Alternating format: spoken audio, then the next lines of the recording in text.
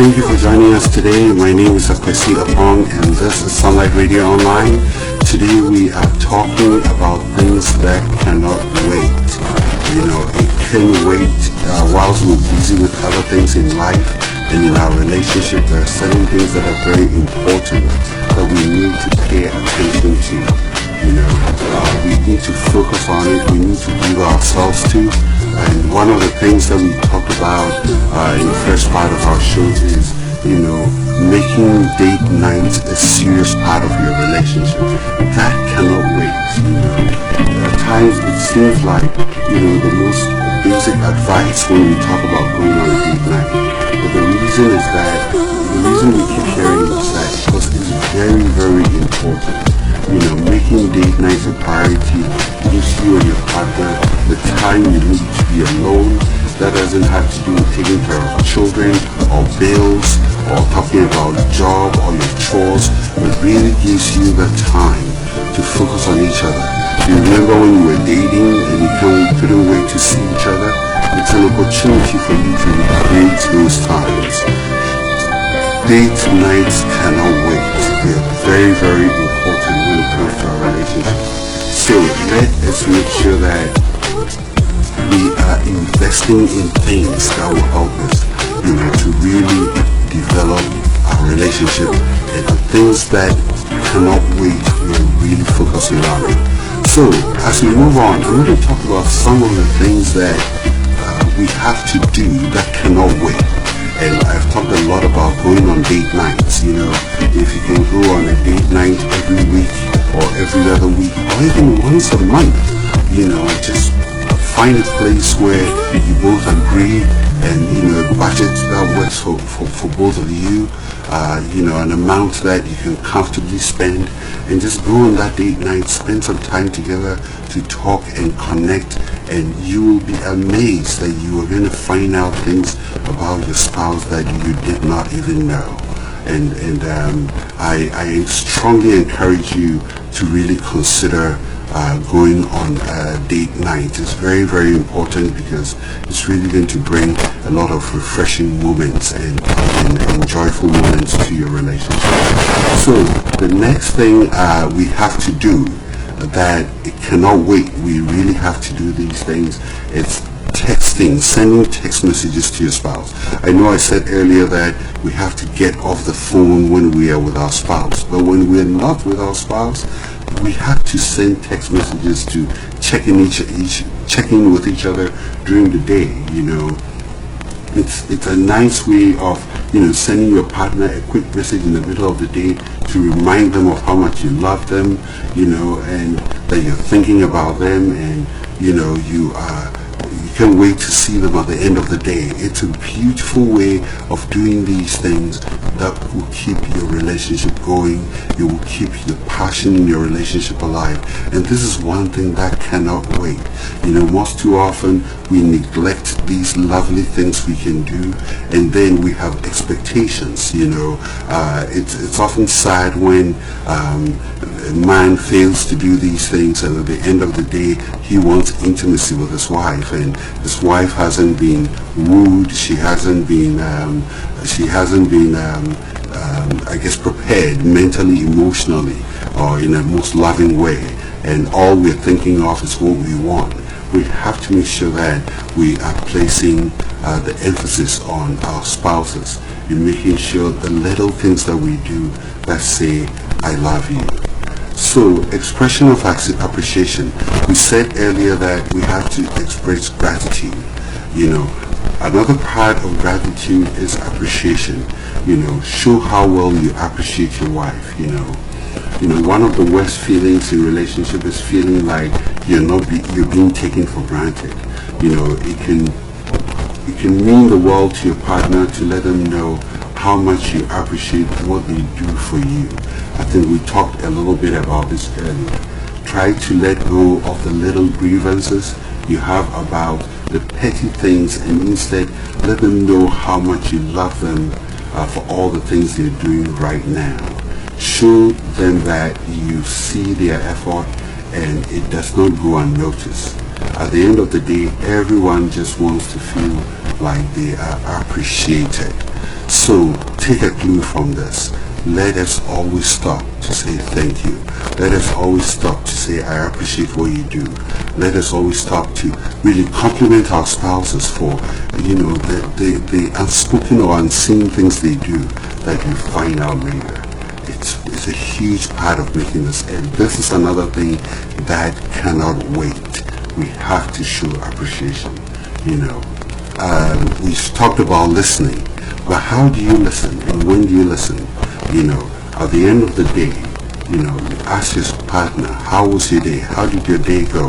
And make sure you're asking with a listening ear, because you're not just asking because it's a routine, most too often, how's your day becomes a routine. We just ask and not even expect an answer, or we expect fine or good. It's just like your children go to school and they come back and say, how's your day at school? Good, fine. And they start running upstairs or running to your room. And we pull them back and say, how really was your day? We are so good in making sure we really know how our children's day went at school. But we're not doing a very good job when it comes to our spouses. How well do we know their day went? And the truth of the matter is, this is one of those things that cannot wait. We have to get to it. We have to give it time and attention and make sure we know exactly how their day went. It seems so simple, but there are so many people who don't get asked, hey honey, how was your day? And that's a huge problem. Maybe their day was absolutely horrible and you're asking about it, just to be able to let them be able to voice their frustration. Maybe their day went great and they can't wait to share with you how exciting their day went. The catch is that if you can't just ask the question and then start daydreaming about it, then you have to actually listen and make sure that to show that you care and you want to know everything about your spouse. So make it an important part of your day, and or as frequently as you can, ask how your spouse's day went and be ready to really listen to what they have to say. Make this part, because this is one of those things that just cannot wait. We have to make sure we get to it. We have to make sure that we have that listening ear that is really ready to listen to our spouse, how their day went, and how we can help to make it better. And the other thing, I think earlier I spoke a little bit about this. The second part of our discussion today is going a little bit into details about the things that cannot wait. So the next thing is leaving the door open for a deep conversation. When was the last time you got up on a Saturday or Sunday morning and you just laid in bed with your spouse and just talked about deep things? And when I say deep things, I'm talking about things that, it's on something that's on your mind. It could be something that you're planning on doing, some goals that you have,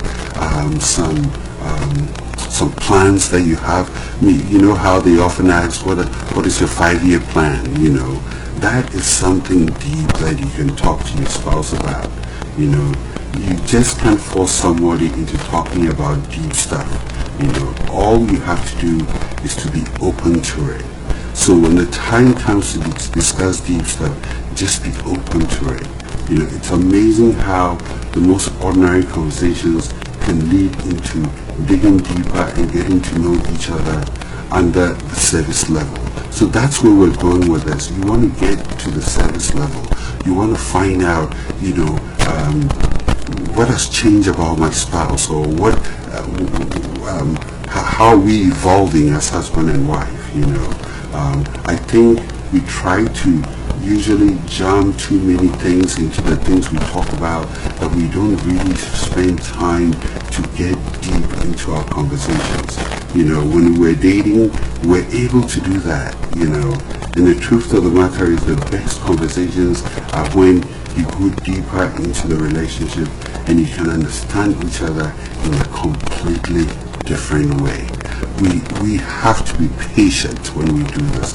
And especially for us men, we have to be patient in listening to our spouse, because I know I've been told that sometimes I want to solve every problem. I like solving problems. So every time my wife talks, I'm like, okay, where's the problem in what she's saying? But sometimes there's no problem to solve. All we need to do is just listen. And the more we listen, we will go deeper. We'll be able to have deeper discussions, conversations that will really help us to know our spouses in ways that we've never known before. So take this clue. Learn to have very deep discussions on topic. And I'm not talking about controversial topics that tend to divide us. No, I'm talking about things that will help you to get to know each other better. Things that will help you to really connect better. So find the opportunity, find the time, and invest in having very deep conversation. So that is another thing that cannot wait. The next thing that can wait is that you have to learn to brag about your spouse.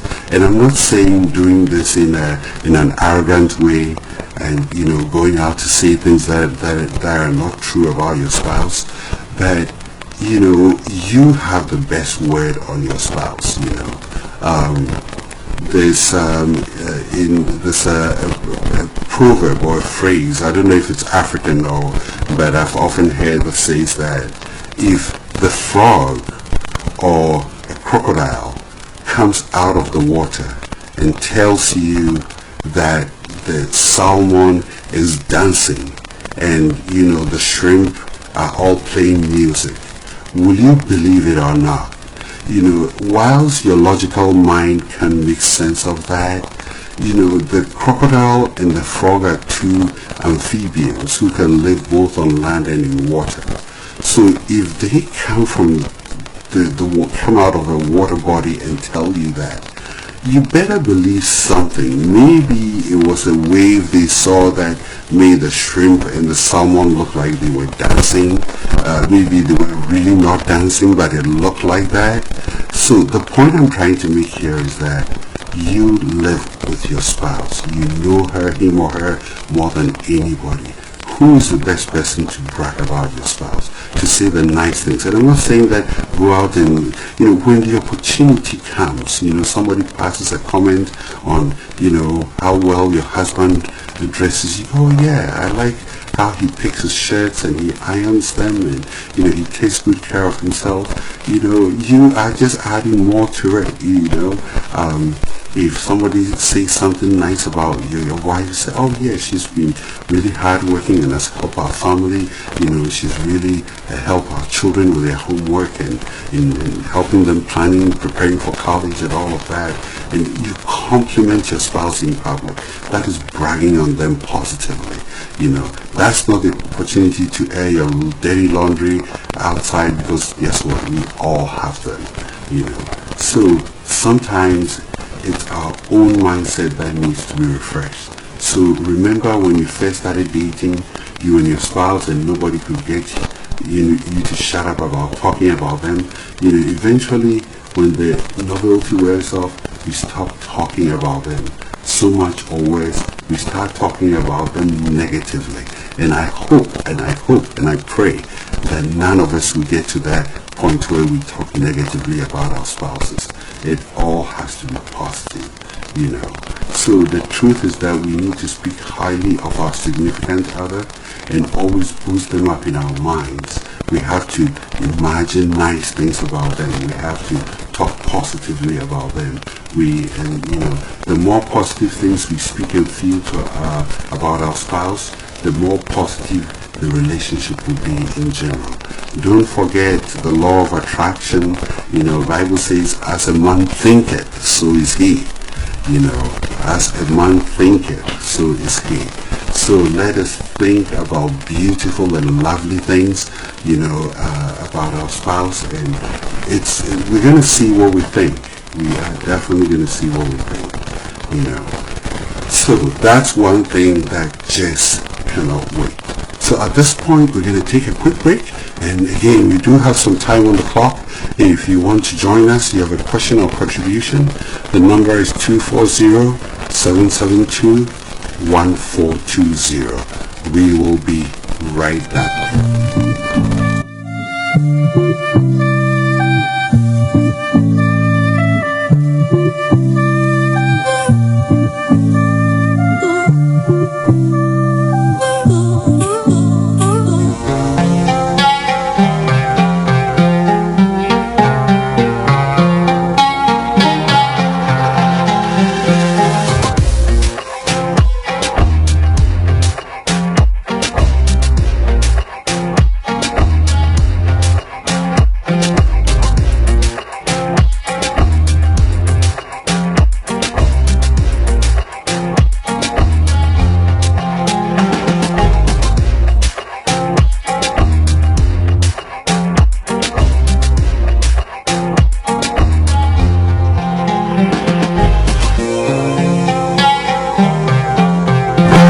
Hello, and thank you for joining us. This is Couples Date Night here on Sunlight Radio Online.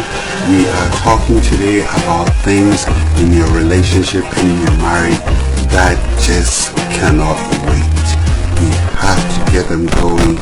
If we've been taking a break, if we're not paying attention, if we're falling asleep on the wheel, this is the time to get back on it, because these things cannot wait.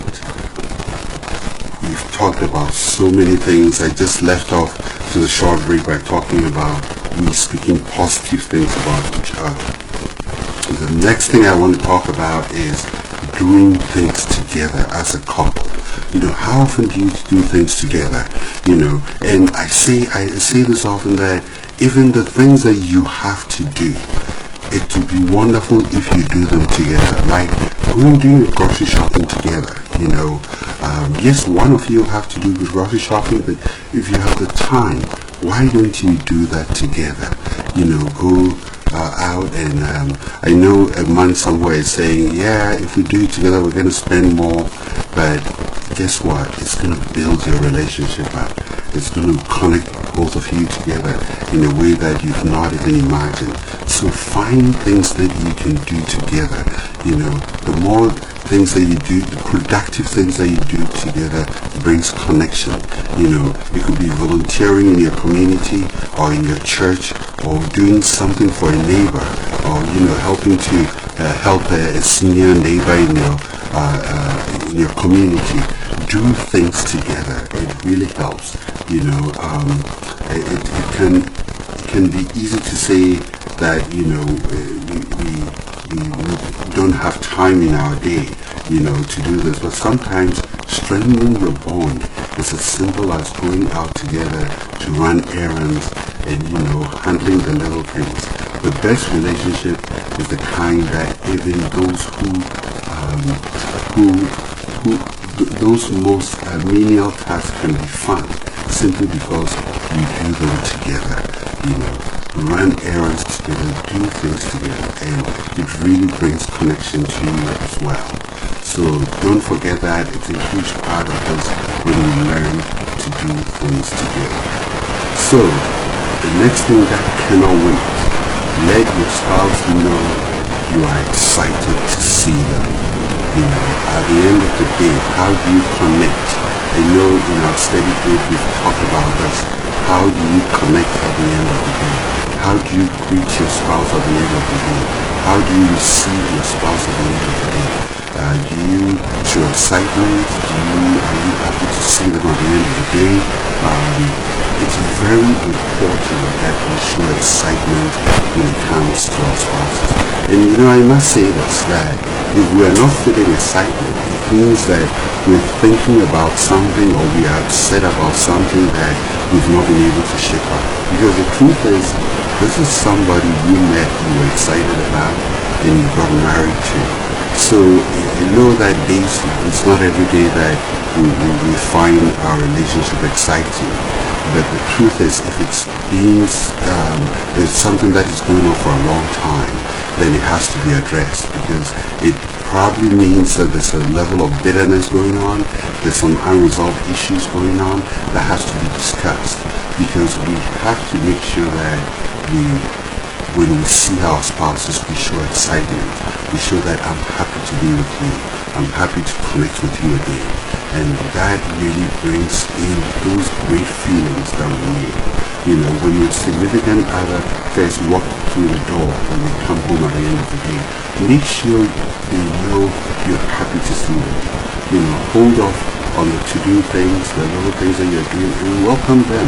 You know, say, oh, welcome home.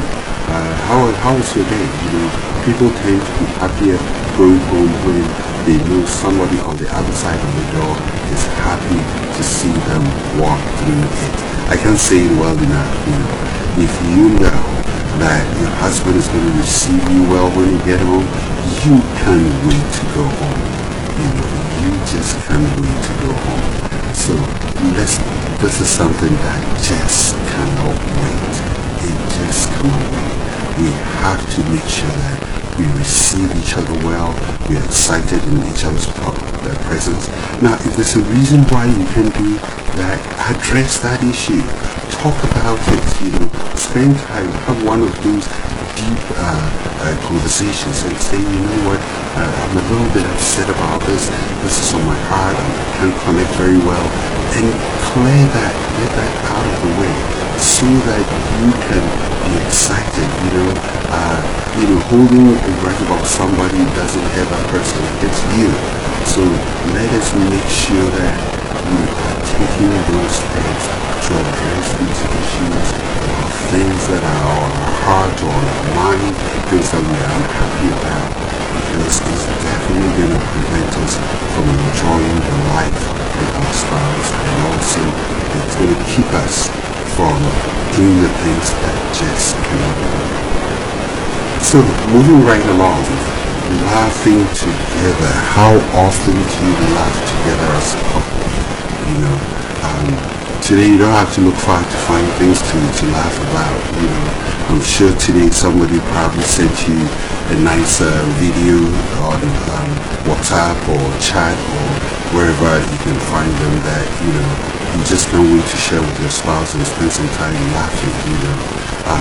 There's comedy all over that you can find comedy. One of the things that my wife and I like to do is to read comedy in the Reader's Digest. They have some very, very short comedy there that really give you a good laugh, and every time there's something to laugh over. And as I said, there's countless videos out there. If you really want to laugh, just get on YouTube and type comedy, and I'm sure you will have hours of videos to watch and laugh. You know, make fun of each other. But when I say make fun of each other, I'm not talking about laughing at things that are not positive about your spouse. But, you know, it's important to joke, make little jokes, and really help you to connect. So laughing together is one of those things that cannot wait. You know, nothing makes me feel more comfortable with, you know, another person when we are laughing together. You know, it doesn't matter if you are making fun of each other or watching a comedy at home. The most important thing is that there's a sense of humor around your partner and you're able to belly laugh together.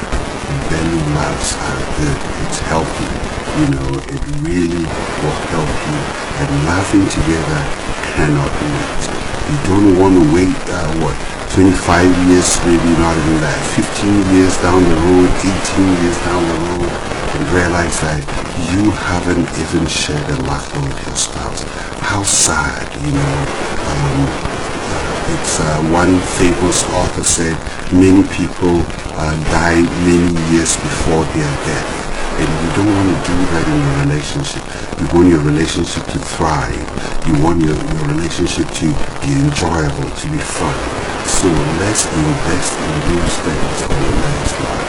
Because this is one of those things that cannot wait. So the next thing is, you know, we sometimes expecting our partners to know what we want. You know, we have to take the step to finding the things that will help our spouses. So, you know, most of us have jobs where we solve problems, we make decisions, we investigate. And as part of the work we do, we are able to make predictions, or we are able to forecast, things that might happen, so that we provide resources to really prepare to reduce the impact of whatever the forecasted event is. But the truth of the matter is that sometimes, that, this morning when I was leaving home, my spouse wasn't feeling too well. Wouldn't it be nice for you to say, she wasn't feeling well today, let me pick up some dinner, she doesn't have to cook. You're getting ahead of the game, These are things that cannot wait. You're not reading her mind, but you're being proactive. You're getting ahead of her to make sure that you are setting a good expectation. You are putting yourself in a place where you are being there for your spouse. Because I'm sure that when your turn comes, where you are not well, or you need some kind of help or favor, your spouse will be there to help you as well. So we have to take steps to be very proactive, and that's one thing that cannot wait. We have to think about our spouse, every so often, or once or twice a week. Ask yourself, what can I do for my spouse that will help make her day or her week better? And I tell you, there will not be an end to ideas that you can have, and even if you can't find one, you can go online and get a list of ideas that can really help you to do something nice for your spouse, where you don't have to be asked to do it. You did that because you love her or you love him. And the important thing is that you're doing it because this is one of those things that cannot wait. So I hope today I've been able to help you discover things that we have to start doing now. We cannot wait for 20 years down the road and realize we left everything about our relationship behind, and time has gone by and it's too late. Let us start taking these steps, because these things are important and they cannot wait, and it's upon us to really live up to the call that we have for our relationship, to make sure that it's a blessing to us and our children. This is Sunlight Radio Online. My name is Kwesi Apong. Thank you for joining us today. And as I often say, you can always listen to all these resources on our website, enjoylifewithyourspouse.com, and make sure that you are taking steps to enjoy life with your spouse. Have a great week, and I'll see you next week.